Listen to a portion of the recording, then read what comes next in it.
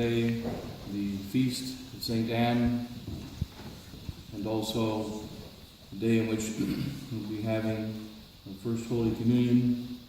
And so that's in this sacred feast. But a few considerations. In the Father, and the Son, and the Holy Ghost, amen. And again, good to be here again in England and Suffolk.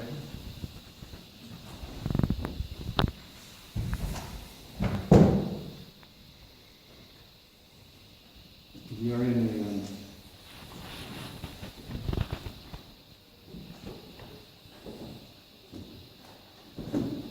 in the greatest battle that there ever has been. Battle between good and evil, between the devil and our Lord Jesus Christ. And when a soldier goes to battle, he needs strength, he needs weapons, he needs power. But this battle, says St. Paul, is against principalities and lords of this darkness. It's a supernatural battle. They need supernatural strength. We find that strength comes from the Holy Eucharist. But also, we have a prophecy of Pope Leo XIII. In the end of the 19th century, had a vision in St. Peter's in Rome. And he saw the devil unchained. He saw the devil loosed, and he saw that there would be a special power, an added power to the devil, given over the period of about 100 years. And this would begin sometime in the early 20th century. And there would be a special power of the devil, a special spread of the devil, and realizing the greatness of this power and seeing the horror that the devil will do throughout the world, he made the prayer of St. Michael, which we pray at the end of low masses. And he asked that priests celebrate, or after low masses everywhere in the world, would say this prayer to St. Michael. That St. Michael will defend us in the hour of darkness. St. Michael the Archangel will defend us in battle. We are protection against the snares of the devil. And so we're praying for St. Michael to defend us in battle. A few years later, St. Pius X, seeing the intensity of this battle, he would then say that we need strength to fight against the great evil of modernism, and the great evils of the modern world, impurity and pride. All of the 7 capital sins are intensified in this age. The 7 capital sins are more powerful. So therefore, we must go back to the power of the Holy Eucharist. And he decreed to fight against these 7 capital sins, there'll be 2 things we're going to have to do. To fight against the errors of the modern world, the heresy of modernism that he condemned, we're going to have catechism in every parish. Because for some reason, catechism is diminished. We're going to have to remind parents to teach a catechism to their children. And that is the clear and simple catechism. Who made you? God made me. Why did God make me? God made you. God made me to show forth His goodness. Know Him, love Him, and serve Him in this world, that I might be happy with Him in the next. That simple catechism was important to go against the thousands and hundreds of thousands of lies and errors of our modern world. And then St. Pius X said, we need strength. This strength comes from the Holy Eucharist. Therefore he commanded to go back to the more ancient practice. The little children, by the age of reason, should come to the table of the Lord at the communion rail and receive Holy Communion. And that communion should be received daily, and as often as possible. So we need the regular catechism. We need the Holy Communion, and regular, frequent Holy Communion, in order to fight against the devil. And then came Vatican II. And then came the modern world, the sacrileges and so on. And the ability to receive Holy Communion diminished. And we also find the catechism began to cease to be taught. Even in Catholic homes, the Catholic priests stopped to teach it. In Catholic homes, they said for a while they taught it, they stopped to teach it. Catholic fathers and mothers in their teaching of their children must remember to teach them the simple catechism. But We now have our battle and resistance. And the intensity of the war is worse. And when many, many souls say, I need Holy Communion. I need my daily Holy Communion. That's what I need. I need that in order to be able to win the battle, so to speak.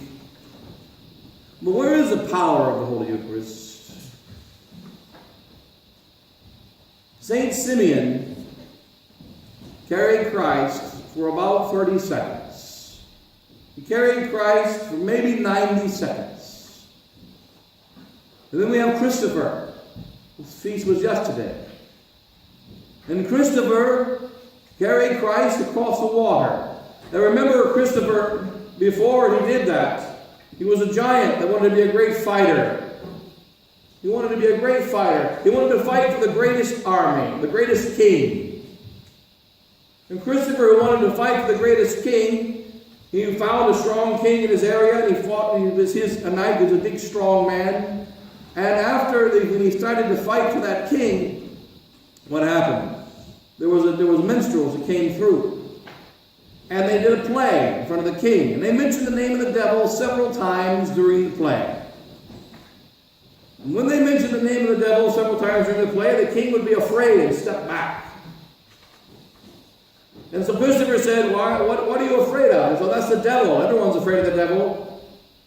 And Christopher said, so you're not the toughest man. You're not the toughest leader. I want to follow only the toughest and strongest. So therefore he went to follow the devil. Then he went to follow the devil.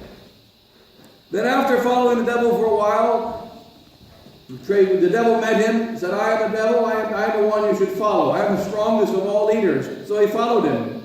And there was a cross. And the devil saw the cross and he went around it on the side of the road. Christopher said, why did you go around that thing? He said, I just went around it. He said, why did you go around it? He said, well, that's the cross of the Nazarene. So you're scared of the Nazarene. You're not the toughest. Goodbye.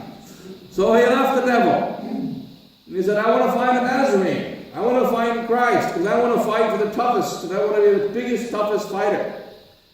So they told him, if you want to fight for Christ, you have to go to the priest. And he'll tell you what you must do to be a soldier of Christ. So he went to a monk priest. And he said, I am a big giant and a tough fighter. I want to fight for Christ, and I want to be a soldier of Christ. What must I do? He said, if you want to fight for Christ, you have to fast.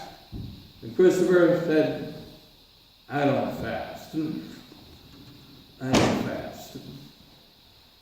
I'm a big tough guy. I'm a fighter. Fighters need food. I don't fast. What else can I do? Well, if you want to fight for Christ, you have to pray.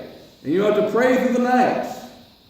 He goes, I sleep at night, and prayers drive me crazy. I don't pray. I'm a fighter. I don't fast, and I don't pray. So think of something else. And the priest thought for a while, and he said there was a river nearby, with a strong, fine, high-moving stream. Then he told Lucifer, he said, you giant, you go over to that stream and then wait there, and people oftentimes fall in that stream and drown. You carry them across the stream. He said, you can do that for Christ, can't you? He said, oh, I can do that. So he went. And it was there that one day he met a child, a little boy, that wanted to cross the stream. And he put the boy on his shoulders, a very small boy on his shoulders, and he began to walk across the stream.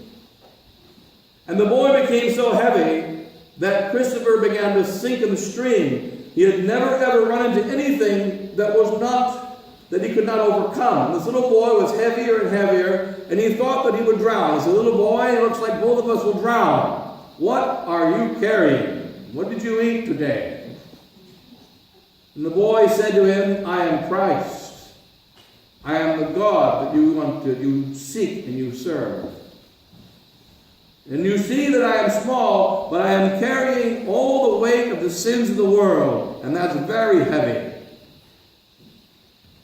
And only by my strength can you carry me. And then he became lighter, and he carried him across the stream. He put the child down. And he said, "How can I know that you are the Christ? Prove it to me." He said, "All right, take your staff and stick it in the ground." He took his staff in the ground and it flowered.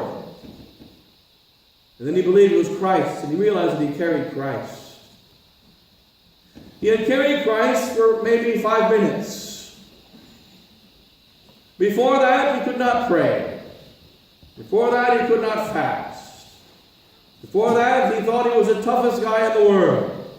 And then he realized he can't even carry a little boy without the help of this King and God. And he was filled with faith, and he was filled with fire. And he said, "I have seen Christ. I have carried Christ across the stream. Therefore, I'm finished carrying anyone across the stream. Now I must go and bring him to souls." And he went and he found soldiers. When he found the soldiers, he found about several hundred soldiers. And he said, "I am the toughest warrior. And I have carried God on my shoulders. And I can prove to you that I've carried God on my shoulders. You see this stick? I will stick it in the ground, and it will flower like a tree." And he stuck it in the ground and flowered like a tree. And he converted them. And he converted more. He converted over 1,000 to the faith. And as he was doing this and sticking his staff in the ground and speaking to them, he then realized, how am I going to be a warrior? The only way is to shed my blood for Christ. So he went, and then he was put to death during the time of the persecution. Simeon carried Christ for 90 seconds. Christopher carried Christ once only across the stream. And Simeon waited years and years to carry Christ. And after he carried him, there used to be a great devotion to St. Simeon in the Middle Ages. After he carried him, after Simeon carried Christ, he said, "Nunc dimitti servum tuum Domine, secundum verbum tuum in pace. Now dismiss thy servant, O Lord, according to thy word in peace." Now dismiss thy servant according in peace. He received everything. Also, we understand what is the power of this sacred food. It gives us life, and it is enough life for Simeon, 90 seconds, and it held him his whole life. Christopher, one time, and it held him his whole life. It is all that is necessary. There was a boy in Constantinople in around the 1200s. He was a bad boy. And he was a bit of a rascal and a gang leader and so on. And one day he would sometimes sneak in the back of the church, see if the other boys were there, were going to catechism. One day he went into the back of the church and he beat them up when they came out of the church and then tried to lead some of them into being gangs and stealing and so on. One day he went into the back of the church during the time of the sermon. And the priest was giving the sermon, and there were boys there, and he sat in the back of the church for a second to hear what the priest might say. And the priest said in the sermon, he said, "If you ever carry Christ, never let go of him. Never let go of him. When you receive Holy Communion," said the priest, it was a day of solemn communion. When you receive Holy Communion, you receive Christ inside of you, and he wants to live inside of you forever. Never let go of him.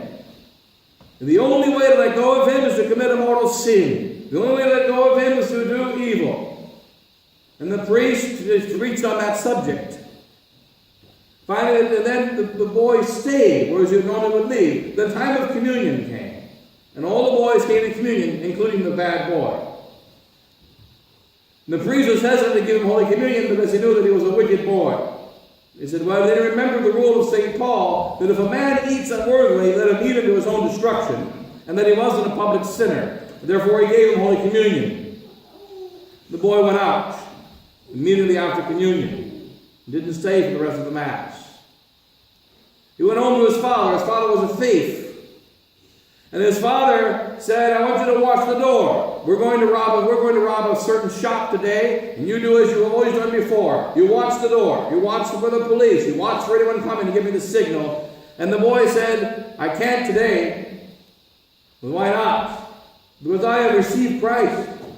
And the priest said, never let go. You did what? I have received Christ, it means I never let go, and if I sin, I don't let go, so I'm not going to do it. And the father became so angry that he beat his son to death. He left him laying half dead on the ground. And before the priest came and saw the boy lying half dead on the ground near death, and the final words of the boy were, Father, I did not let go of Christ. I didn't let go. What is the power of one Holy Communion? We better remember in our present battle, we think we only have Mass once or twice a month. We only have Holy Communion once or twice a year. Christopher carried Christ once in his life and converted 1,000 to Christ. Simeon had to wait 50 years to carry Christ for 90 seconds. And he then went to heaven. And there are many souls that carried him only once and had great power. There was a case in Greenland where one man kept the faith of an entire village. Because when he was going to Mass in the late 1800s, sometime in the late 1800s, the priest came, like we do, and set up his Mass kit. He celebrated Mass. And when he was celebrating the Mass, during the Mass, he accidentally hit the chalice when he was making the sign of the cross, and the chalice knocked over. And some of the precious blood spilled onto the corporal. So he caught it, so only some precious blood spilled on the corporal. After the Mass, he purified the corporal. But then he put his Mass kit away and left. The next Mass would be 60 years later. And when he put away his corporal vestments, because of the thing that had happened, he had set the corporal aside to clean it. He forgot to put the corporal back into his Mass kit, and he left. So the Mass was set in a house, and they left the corporal on top of the mantle, or the fireplace, where the Mass was celebrated. And the people would gather each Sunday and pray in front of the corporal. And the day that the accident happened was the day of Christmas.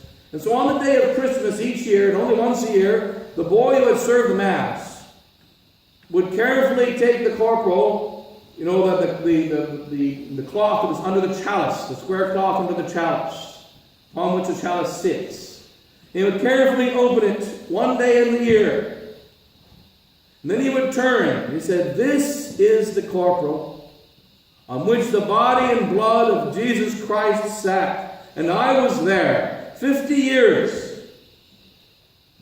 And there would be many young children that would come to pray in front of the corporal, where the Blessed Sacrament was once that time, and where the precious blood spilled, though it was cleaned up, there was a small stain. And from that corporal, and from that one man who had served the Mass as a boy, the faith was preserved during that period. 50 years. The Japanese, 200 years. One of the principal complaints of our people is, I need my Holy Communion. I need my confession. And think about that for a moment. Think, I need my Holy Communion. I need my regular Holy Communion. The Blessed Sacrament is the body and blood and soul and divinity of our Lord Jesus Christ. The Blessed Sacrament is God. And we receive Christ once, it is more than enough. One receiving Holy Communion is made saints. One receiving Holy Communion is preserved lives. Like another boy in Constantinople in the 1100s, he received Holy Communion. And his father, finding out that his boy had made his first Holy Communion, when he did not want him to do so, and he was a glass blower, and he had a glass furnace, he was exceedingly angry. And he took his boy and he threw him in the furnace and burnt him. The mother came home looking for her son and she couldn't find him. She looked for 3 days, exactly like the Blessed Virgin Mary of old. On the third day, she heard singing inside of the furnace. So she opened the furnace and her boy was in the furnace. She said, "What were you doing?" "I was singing. A woman would come and play with me each day, and I was brought food." And he was preserved in the furnace by the Blessed Virgin Mary. And he was not harmed in any way. And he was pulled out of the furnace. and then his Father brought to justice. There are many, many miracles in the Blessed Sacrament. The Blessed Sacrament has power. And here is one of the problems with the Blessed Sacrament. St. Paul says, he who eats and drinks in the state of sin, eats and drinks unto destruction. When we receive Holy Communion without faith, when we receive Holy Communion in the state of mortal sin, it destroys, it burns. That's the case of mortal sin. But then there's a normal case, which is we receive Holy Communion, and God himself comes inside of us.